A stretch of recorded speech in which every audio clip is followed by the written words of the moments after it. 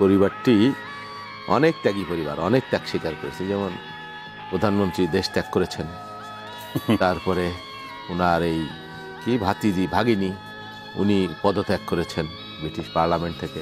এই কয়দিন আগে জানলাম, আমাকে জানতাম না, ওনার পুত্র তার স্ত্রীকে ত্যাগ করেছেন, ক্রিস্টিনা।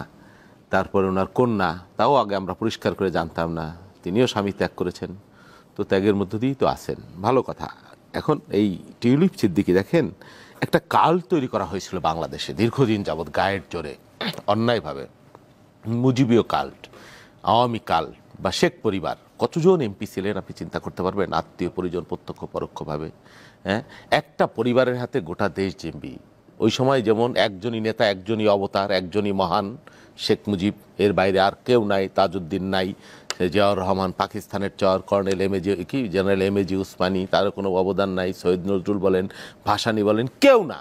ইভেন মুজিবনগরের একদিনের জন্যও সরকার যেখানে হয়েছিল শেখ সাহেব যান নাই, একদিনের জন্য যান নাই, স্বীকৃতিই দেন নাই।